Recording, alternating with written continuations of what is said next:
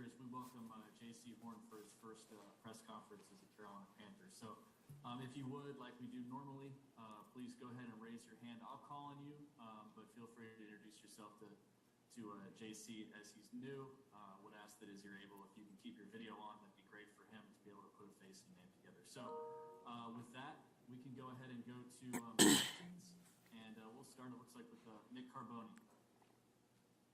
Hey, JC, welcome to Charlotte. I'm Nick Carboni with the NBC affiliate here. The Panthers obviously drafted you and liked you because to cover big physical corners, of which there are receivers, of which there are a lot in your division. So what are your thoughts on the challenge of covering Julio Jones and Mike Evans and some of the other guys that are going to be facing you guys twice a year? The division, has a lot of great receivers, big guys, like you said. And I match up well with big receivers, and just have an opportunity to go compete against a guy like Julio Jones, Antonio Brown, Mike Evans, Mike Thomas. It's a blessing, and I'm excited and I'm ready. All right, let's go to then J.B. Ricks and then Jonathan Alexander, please. Hey, JC, J.B. Ricks with Spectrum News 1. Welcome to Charlotte. I believe the Panthers posted an interaction with you and Kyle Pitts last night after you both were drafted. I was hoping you could maybe give us some insight on the relationship you two have, playing in the same conference, and maybe looking forward to matching up with him, with him being with the Falcons and you being with the Panthers. I'm sure you two are going to cross paths more than once or twice a year. Oh, yeah. So Kyle, I knew him in high school a little bit, just from recruiting and camps and stuff like that. And then, being in the SEC in the same conference, we played each other every year. We were in college. And then also we got the same agent, and we trained together getting ready for our pro days. Just got a real good relationship, good friends, talk a lot of trash. So as soon as after the draft, he had called me and was like, yeah, I hope you're ready. And I was telling him, yeah, I'm going to lock that up. So just friendly competition, man, and I can't wait to compete against him, man. That's a real good friend of mine. And I got one follow-up question, if you could. Thank you, Ryan. Jeremy Chin, what do you know about him and what he's been able to accomplish during his rookie season? Have you two been in contact with each other yet?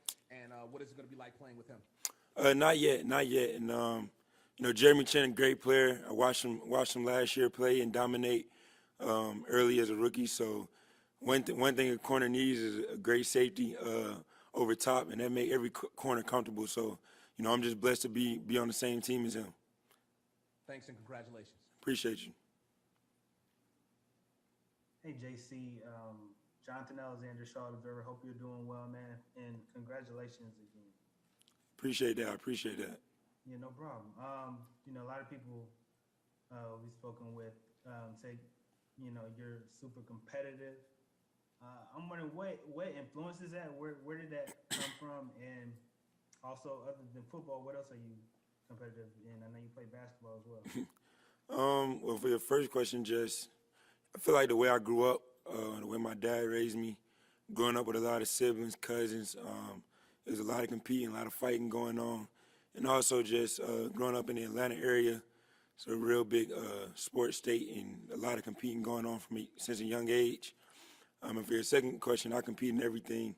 I don't like to lose at anything. So my mom tell me sometimes I take stuff too serious, but I know it just comes with it. All right, Bridget Condon, let's go to David Newton. Hey, JC, Bridget Condon from the ABC affiliate in Raleigh. Last night, the Panthers put out the video of Matt Rule calling you, and he expressed how he talked with you the night before and said, I told you, man, I told you we were going to take you. What was your relationship with him leading up to them calling you? And do you feel like you guys kind of connected more so than maybe other coaches? Yeah, it was just a good vibe with Coach Rule. Just like he was a former college coach, so just talking to him, man, it was a good vibe. He wasn't as uptight as some of the other head coaches I talked to.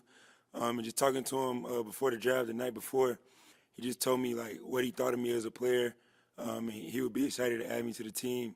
So I wasn't 100% sure. I would have been a lot more calm. But I was excited when I got the call. And I was praying to be in Carolina, close to home, and everything lined up. So I'm just glad to be here and ready to play. And real quick, one follow-up. What do you want Carolina Panthers fans to know about Jaycee Horn? They're just gonna get a guy who's gonna go out there and play with passion. Give his all to Panther Nation, and just pray for the best outcome. But I'm definitely gonna give it my all. Hey, JC, David Newton, ESPN.com. Welcome to Charlotte. Like your outfit, by the way. And Appreciate it. can you give me some examples? Talk about your edge. Any examples of coaches or anybody who helped you develop that edge at such an early age? Because a lot of times when guys have an athletic ability, it's just natural like yours is. There's not that edge as much. It seems like it just comes easy. So who helped you get that edge? And I got another question after that. Like I said, just goes back to my dad. How he raised me. He wasn't a coach of mine. Well, he coached me for 1 year, but just the way I was raised, the little league team I played on, we did a lot of hitting every practice, a lot of competing. And like I said, growing up in Atlanta, especially being Joe Horn's son, you gotta have some type of dog because everybody at your neck. So all of those things I feel like played a factor into me developing the mentality I have today. And speaking of your dad, he wasn't really thrilled that all the attention last night seemed to go on the quarterbacks, Aaron Rodgers, that you didn't get your due worth. I know that's a dad speaking, and you can't blame him for that. But what did you think about him being a little ticked off about that? Is that a natural thing that you experienced before? No, that's just, like you said, it's just a dad being a dad, man. My dad don't say much, and that if that's how he feels, how he feels. But me, I'm just ready to play football. Did he let you know that? Did you get upset about it? Oh no, I don't even look at it. He asked me this morning, like, you been watching ESPN? I said, no, I ain't had time.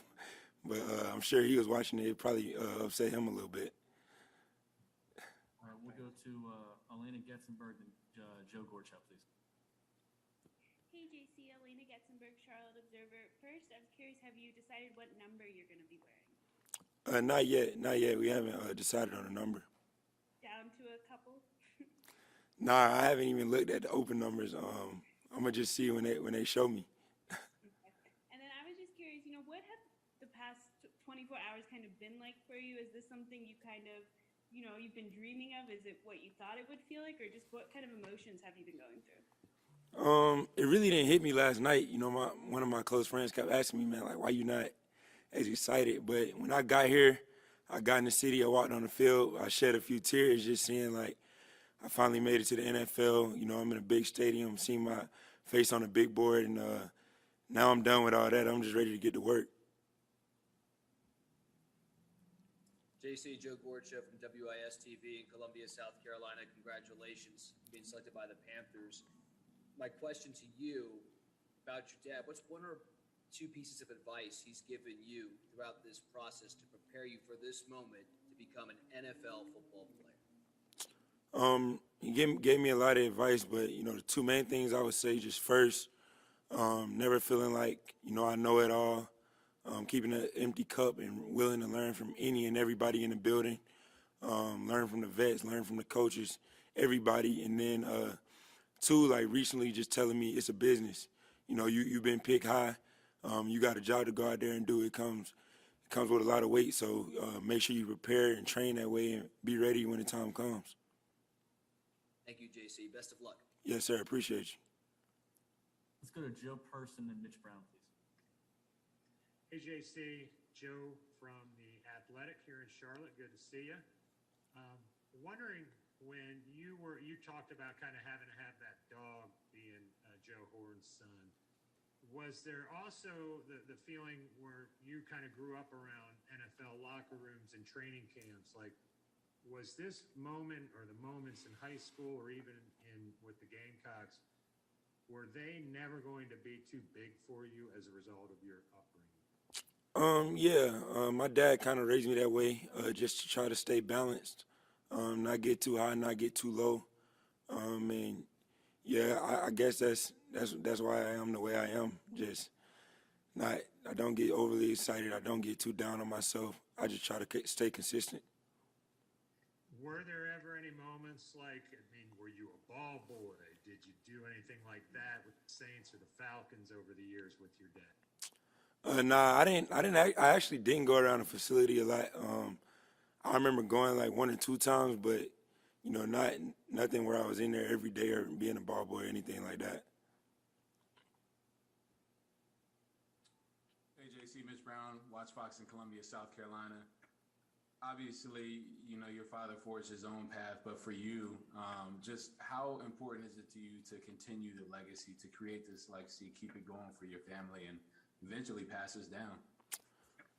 It's really important. I'm not saying that in a way that it's pressure or anything, but I just feel like I got to go out there and make a name for myself.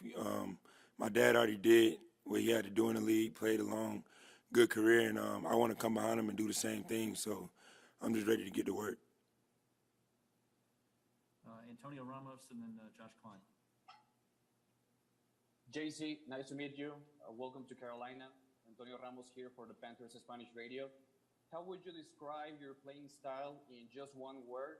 And if you had to cover your dad on a one-on-one matchup, who wins and why? I would just say, tenacious, the way I play, just with an edge, like we talked about.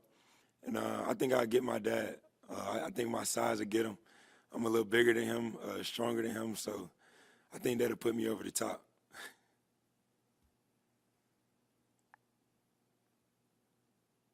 Hey, JC, Josh Klein with the Riot Report.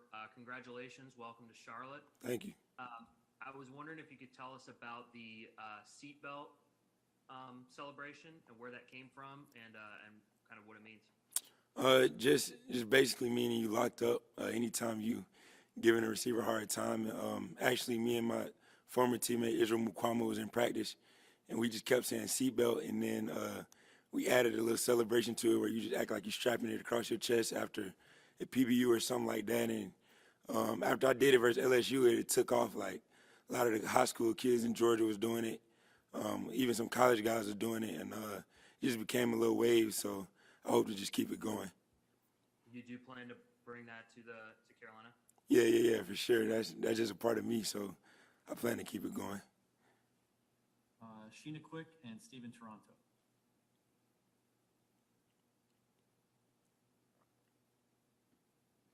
Hi, JC. First of all, congratulations. Welcome to Carolina. Appreciate I you. saw that you and Kyle Pitts were talking while you both were getting drafted. Can you talk about that experience, just the competitive relationship and the fact that you guys are going to continue that in the NFC South?